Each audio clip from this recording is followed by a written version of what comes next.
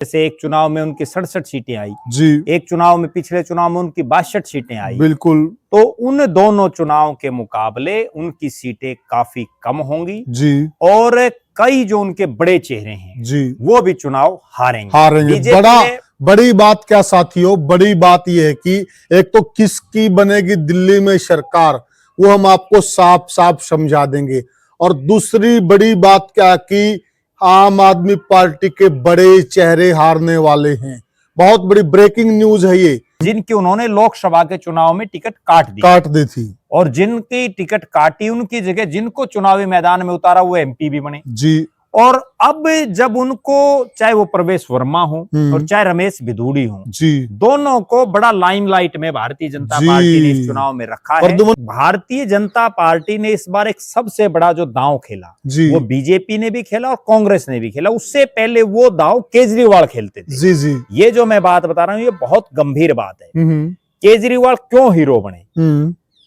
वरना तो देश में बहुत कम लोग केजरीवाल को जानते थे। बिल्कुल सही बात। केजरीवाल अपने 2 राजनीतिक फैसले लेकर के हीरो बने।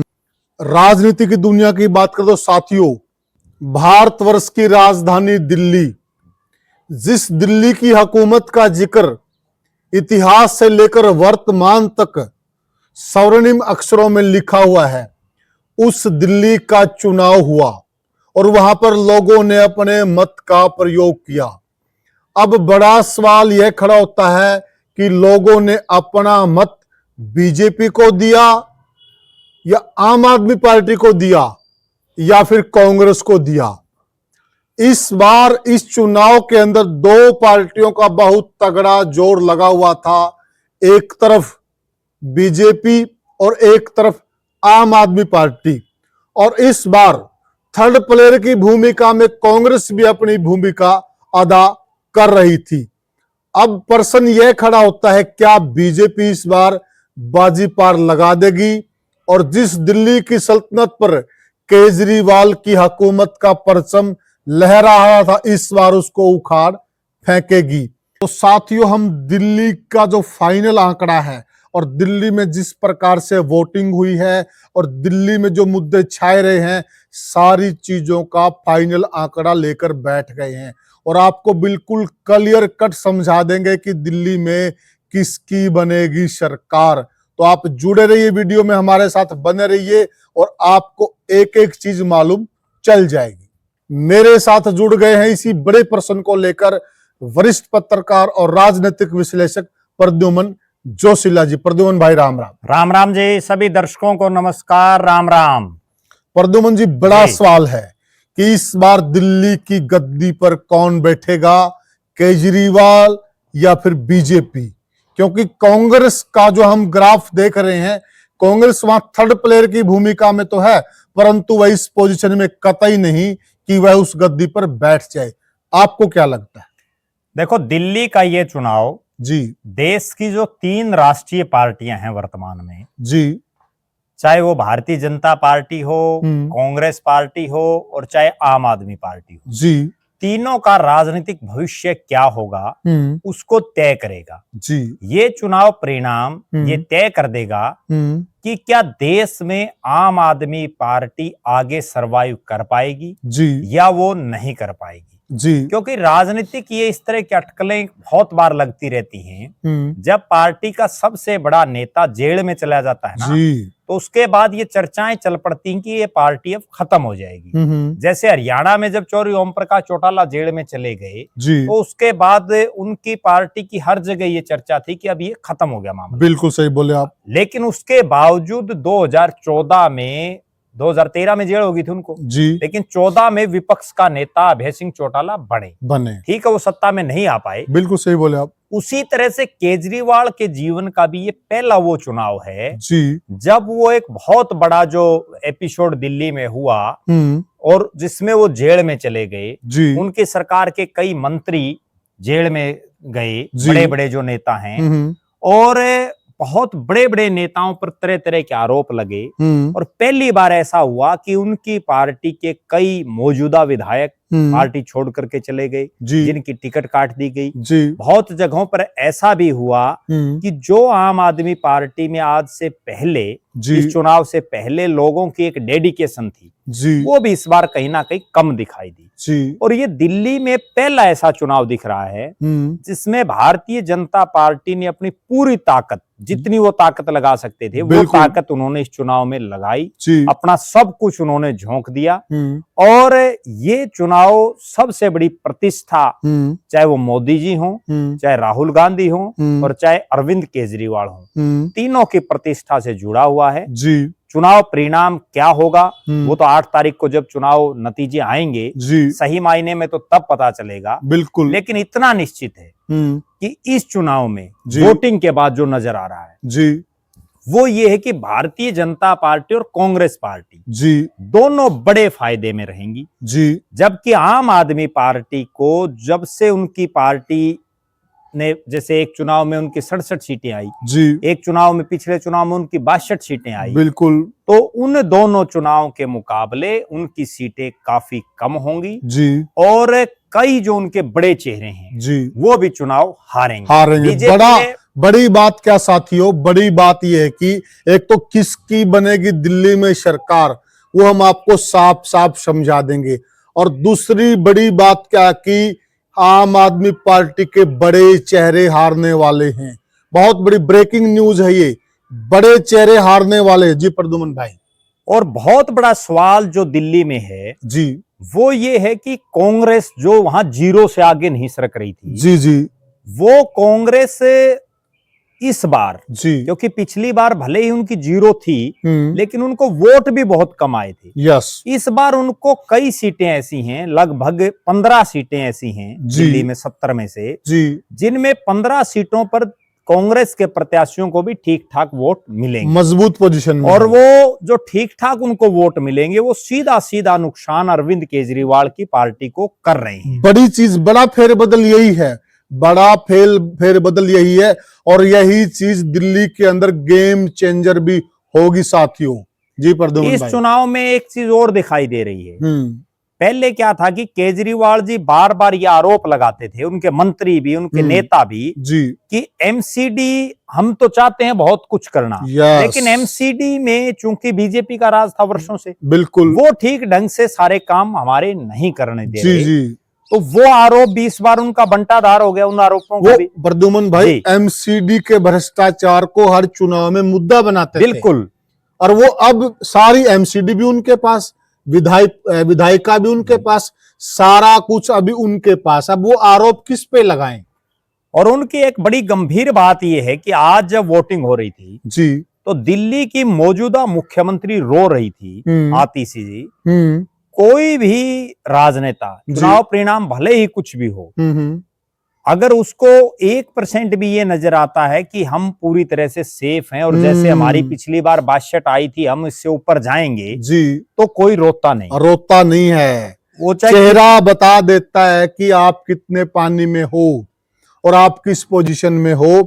तो वहां जो आम आदमी पार्टी के बड़े चेहरे हैं और उन चेहरों से जो आभा झलक रही है वो है आभा बहुत कुछ संकेत कर रही है। प्रद्युमन भाई, केजरीवाल जी जिस तरह से, वरना तो वो बड़े ही जो है आक्रामक रूप से बोला करते और वो सीधा देश के प्रधानमंत्री को, अमित शाह को टारगेट करते थे, ज्यादातर वो प्रधानमयंत्री को टारगेट करते थे। ये पूरा चुनाव पहले तो क्या था कि जो केजरीवाल जी अपनी फील्डिंग जचाते थे और उस पर बीजेपी को खेलने के लिए मजबूर करते थे, पिच भी वही तैयार करते थे। इस बार तमाम उल्टा सिस्टम हुआ। बीजेपी ने अपने हिसाब से केजरीवाल को चलाने का काम किया। बिल्कुल। और जिस तरह से भारतीय जनता पार्टी ने अपने उन नेताओं को टिकटें दी जिनकी उन्होंने लोकसभा के चुनाव में टिकट काट दी थी, और जिनकी टिकट काटी उनकी जगह जिनको चुनावी मैदान में उतारा वो एमपी भी बने। और अब जब उनको, चाहे वो प्रवेश वर्मा हो और चाहे रमेश बिधूड़ी हो, दोनों को बड़ा लाइमलाइट में भारतीय जनता पार्टी ने इस चुनाव में रखा है। प्रद्युमन भाई, इस बार क्या हुआ जो आप कह रहे हैं, पहले क्या होता था कि फील्डिंग केजरीवाल जमाते थे और पिच भी क्यूरेटर को कह के वो अपने हिसाब से डिजाइन करवाते थे। बिल्कुल। और फिर बीजेपी को बोलते थे आइए आप बैटिंग कीजिए, और उनको आउट कर देते थे जी। इस बार सारा कुछ बीजेपी का है जी। पिच भी बीजेपी की है, फील्डिंग भी बीजेपी की है। इस बार बीजेपी ने कहा कि आइए अब आप बैटिंग कीजिए, और इस बार वो मुश्किल में नजर आ रहे हैं। इसीलिए केजरीवाल जी बुरी तरह से फंसे हुए नजर आ रहे हैं। यस। वो जिस तरह की बयानबाजी दे रहे हैं, जिस तरह की बातें रख रहे हैं, वो कहीं ना कहीं ये दर्शा रहा है कि ये जो पहले वाला केजरीवाल था वो कम से कम ये नहीं। और भारतीय जनता पार्टी ने इस बार एक सबसे बड़ा जो दांव खेला जी। वो बीजेपी ने भी खेला और कांग्रेस ने भी खेला। उससे पहले वो दांव केजरीवाल खेलते थे। जी जी। ये जो मैं बात बता रहा हूं ये बहुत गंभीर बात है। केजरीवाल क्यों हीरो बने? वरना तो देश में बहुत कम लोग केजरीवाल को जानते थे। बिल्कुल सही बात। केजरीवाल अपने 2 राजनीतिक फैसले लेकर के हीरो बने। उन्होंने एक फैसला लिया, शीला दीक्षित जो मौजूदा मुख्यमंत्री उस समय दिल्ली की थी, बहुत सही कह रहे हैं, उन्हीं के हल्के से खुद चुनाव लड़ा उनके सामने। दूसरा उन्होंने फैसला लिया लोकसभा के चुनाव में वाराणसी से नरेंद्र मोदी के सामने चुनाव लड़ने का। बिल्कुल सही बोले आप। इस बार भारतीय जनता पार्टी और कांग्रेस ने उनको अपने ही उस जाल में फंसा दिया। पहली बार ऐसा है कि 2 महत्वपूर्ण नेता आम आदमी पार्टी के, एक अरविंद केजरीवाल जी, एक आतिशी, एक पूर्व मुख्यमंत्री, एक मौजूदा मुख्यमंत्री जी, दोनों के सामने अपने सबसे बड़े चेहरों को उन्होंने चुनावी मैदान में उतारा। बिल्कुल। चाहे वो नई दिल्ली की सीट पर जो है संदीप दीक्षित, शीला दीक्षित के बेटे हैं, कांग्रेस के बड़े नेता हैं, सांसद भी रहे हैं जी, और प्रवेश वर्मा जी जो साहिब सिंह वर्मा पूर्व मुख्यमंत्री हैं उनके बेटे हैं जी, और वो भी सांसद रहे हैं। बिल्कुल। तो वहां जो है उन्होंने बड़े अपने उसी जाल में फंसा दिया केजरीवाल। बिल्कुल। दूसरी तरफ कालका जी की जो सीट है वहां रमेश भिधुड़ी जो पूर्व सांसद हैं, बिल्कुल, उनको चुनावी मैदान में उतारा। और कांग्रेस ने भी अपनी बड़ी नेत्री जो है अलका लांबा जी, उनको चुनावी मैदान में उतारा है। हर प्रयास किए, तमाम बड़े नेताओं की जनसभाएं करवाई गई, और यहां तक की जो रिपोर्टें आ रही हैं कि भारतीय जनता पार्टी ने यहां चुनाव जीतने के लिए जिस हरियाणा और महाराष्ट्र की रणनीति जो आरएसएस के लोगों ने हरियाणा और महाराष्ट्र में घर घर जा करके और जो है नुक्कड़ छोटे छोटे मीटिंगें करके जिस तरह से उन्होंने एक कैंपेन चलाया और बीजेपी की जिसकी संभावनाएं नहीं थी जी, उसके बावजूद सरकार बनाने का काम किया। प्रद्युमन भाई मैं एक वाकया शेयर करना चाहता हूं दर्शकों के साथ, जो आप कह रहे हैं कि जी आरएसएस जो नुक्कड़ सभाओं के जरिए काम करती है और उसका जो लाभ प्राप्त करती है उससे फिर वो बड़े विकेट गिराती है और बड़ा लाभ प्राप्त होता है। हमने देखा, देखिए आप भी मानते हैं और सभी लोग मानते होंगे कि जो मुस्लिम वोट बैंक है जी, वो अधिकतर बीजेपी के खिलाफ पड़ता है और बीजेपी के खिलाफ रहता है। हमने देखा आरएसएस के नेताओं को मुस्लिमों के साथ मीटिंग करते हुए जी हरियाणा के अंदर जी, और फिर देखिए आप हरियाणा में क्या नतीजे आए हैं, और वही सेम कहानी इस बार सुनने वाले दिल्ली के अंदर भी दोहराई जा रही है जी। देखो आरएसएस बड़ा डीपली काम कर रही है जी, और बीजेपी को राज में लाने के लिए और राज में बरकरार बनाए रखने के लिए जी राष्ट्रीय स्वयंसेवक संघ आरएसएस का एक बहुत बड़ा रोल है। और अब जो दिल्ली में आरएसएस के लोगों ने जिस तरह से खूब प्रचार किया उसका भी फायदा कहीं ना कहीं भारतीय जनता पार्टी को मिलेगा जी, इसमें कोई संदेह नहीं। अच्छा एक सवाल और है प्रद्युमन भाई, जिस प्रकार से जो डिप्टी सीएम थे दिल्ली के जी, उनका बड़ा नाम हुआ मनीष सिसोदिया, उनके बारे में बहुत प्रचार हुआ कि उन्होंने दिल्ली को ऐसा सूबा बना दिया है जहां पर शिक्षा का स्तर बिल्कुल गर्त में था और शिक्षा को उनको एक महानायक के तौर पे पेश किया गया और ऐसा लग रहा था बिल्कुल काया पलट ही हो गया दिल्ली में। फिर एक का एक उनकी सीट बदली गई, उनको पटपड़गंज छोड़ना पड़ा और दूसरी जगह से उनको उतारा जी, तो ये उनके लिए कहीं न कहीं नुकसानदायक साबित नहीं हुआ? ऐसे जनता में और वोटर में एक गलत संदेश गया।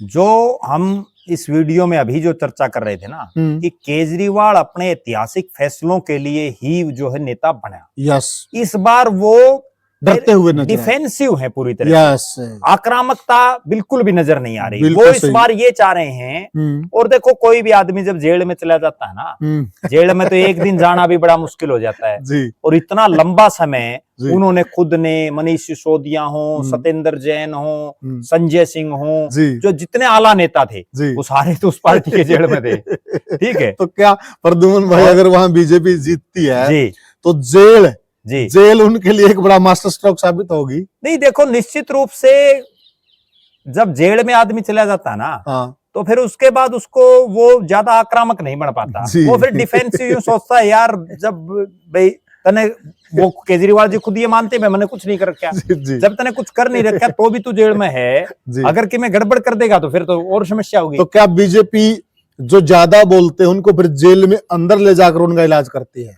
देखो बीजेपी तो क्या करती है, वो ऐसा है कि जेल का नाम ही बुरा है, ठीक है, जिसकी हो जाती है ना उसको बड़ा पता चलता है। यस। और ये चाहे वो कोई भी आंदोलन हो, किसी भी, जिसको भी एक बार जेल हो जाए, जेल में एक चीज और है, जेल में नेता भी बन जाते हैं लोग, यस, ठीक है ना। लेकिन ये लाला जी थोड़े है, पता नहीं मतलब क्यों नहीं इतने उभर पाए, वरना तो जेल में जाने के बाद तो ये राष्ट्रीय फलक पर एकदम से छा जाने चाहिए थे। नहीं, वरना तो आप एक चीज देखो, जब 1975 में इमरजेंसी लगाई, जिन जिन लोगों को, बड़े लोगों को जेलों में ठोका गया, उन लोगों में से कितने उन्होंने देश की सर्वोच्च सत्ताएं हासिल की। लेकिन प्रद्युमन भाई मुख्यमंत्री बने, कोई प्रधानमंत्री बने। प्रद्युमन भाई फर्क है ना जी, आप जब कुर्सी के सामने खड़े होकर आरोप लगाते हो जी, तो उस वक्त तालियां बहुत बजती हैं जी, और आपकी बात भी कहीं न कहीं वजनदार लगती है। लेकिन अब उल्टा है ना, जिस वक्त ये कुर्सी से दूसरी साइड खड़े होकर आरोप लगा रहे थे, इनकी बड़ी वाहवाही हो रही थी। इन्होंने शीला दीक्षित पर क्या आरोप नहीं लगाए,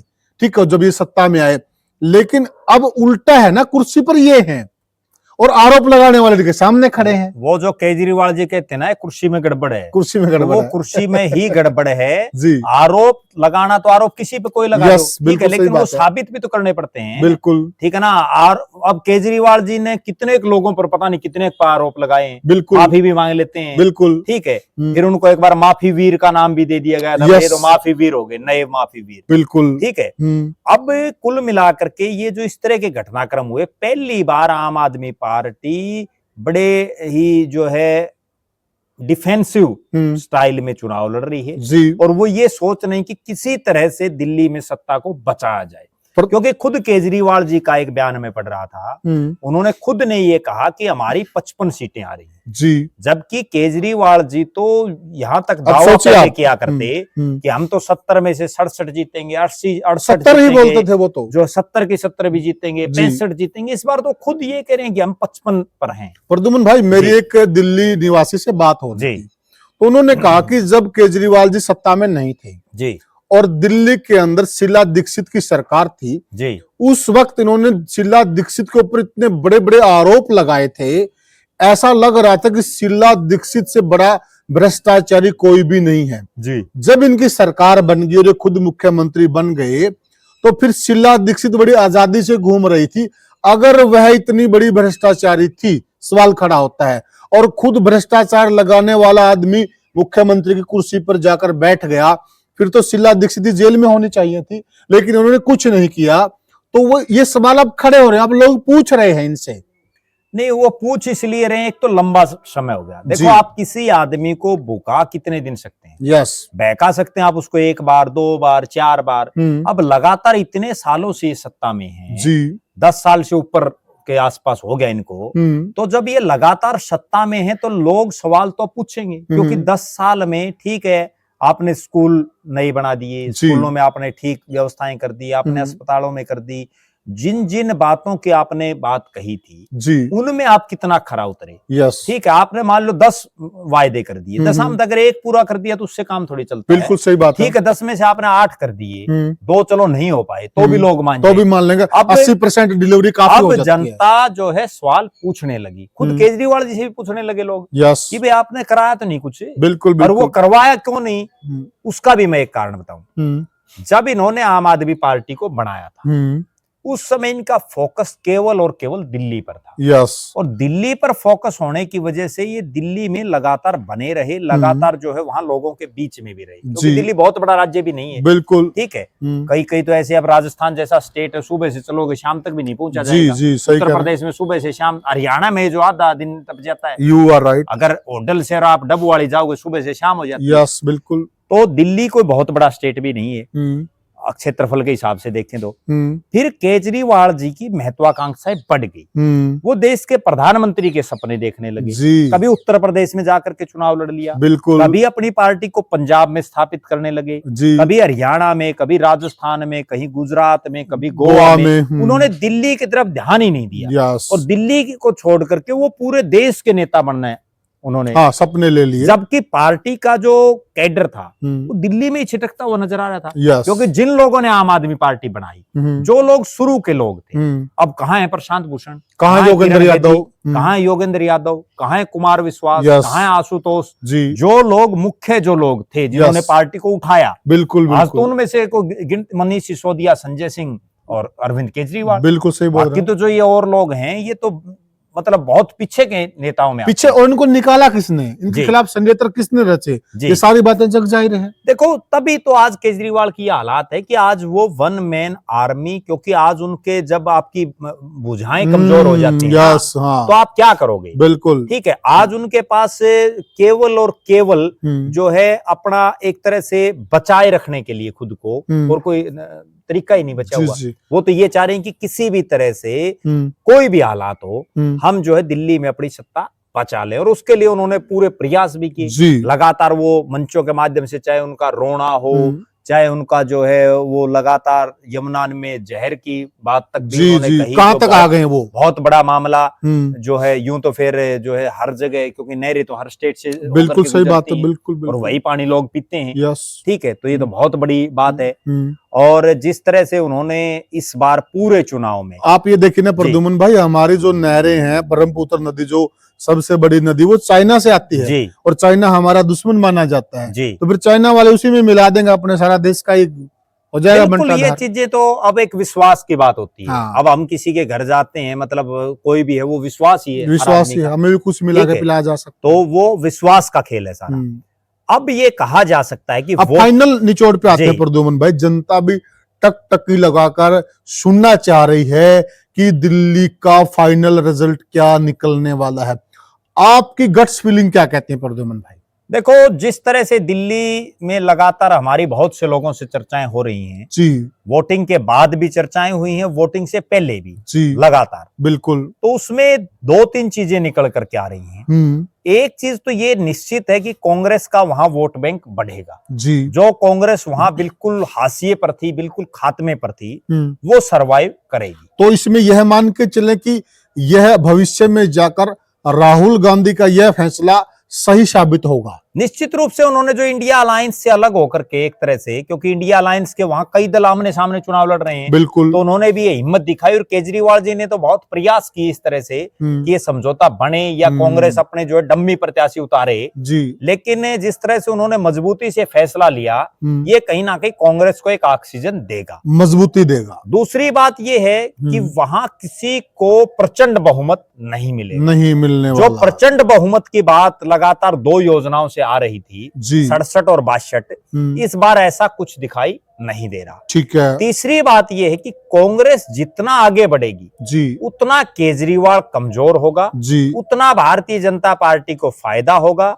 और चूंकि असली जो कंक्लूजन है जी, वो तो जब बूथ वाइज ये पता चलेगा कि किस बूथ पर कितने वोट पड़े हैं, बिल्कुल, तो सही मायने में ये आइडिया लग पाएगा कि कितनी सीटें आएंगी। लेकिन ये कहा जा सकता है कि इस बार बहुमत के आर पार जी दोनों पार्टियां घूमेंगी जी, और जो है दोनों ही पार्टियां ठीक ठाक जो है, उनके जो मजबूत जो चेहरे हैं जी, उनमें से कई चुनाव हारेंगे भी जी, बड़े छतरा, बुरी भी हार होगी। और सबसे बड़ी नजर जो है वो यहाँ ये भी रहेगी कि भारतीय जनता पार्टी अपना नेता किसको चुनेगी, क्योंकि ये चुनाव केवल एक चुनाव ना होकर के आगे देश भर के अन्य चुनावों को एक नई दिशा देगा। बिल्कुल। तो मेरा ये मानना है कि भारतीय जनता पार्टी अच्छी खासी जो 8 से बहुत ज्यादा आगे बढ़ेगी जी, बहुमत के आसपास नजदीक भी तक भी जा सकती है अगर कांग्रेस पार्टी ने ठीक ठाक वोट लिए जी, और आम आदमी पार्टी 62 से काफी नीचे रहेगी जी जी। तो साथियों, वैसे हमारी जो टीम है वह बूथ वाइज अपना फाइनल अगले वीडियो में बताएंगे, फाइनल आंकड़ा जुटा रही है, क्योंकि ये वीडियो हम जो बना रहे हैं ये तुरंत प्रभाव से Yes. जो है वोटिंग के तुरंत बाद जैसे ही जो निर्वाचन आयोग की गाइडलाइन होती है जी कि आप इस समय के से पहले जी जो है कोई अपना आंकड़ा नहीं कोई बताओगे। आंकड़ा नहीं बता सकते, जी तो जब टोटल वो आ जाएगा बूथ वाइज, उसके बाद फिर अगले वीडियो में ये बताएंगे जी कि कौन सी पार्टी को कितनी सीटें मिलेंगी, जी कौन कहां से जीतेगा, जी कौन कहां से हारेगा, हारेगा। उस पर अगले वीडियो तक जो है आप इंतजार कीजिए। हम आपको बिल्कुल सटीक और फाइनल जानकारी देंगे।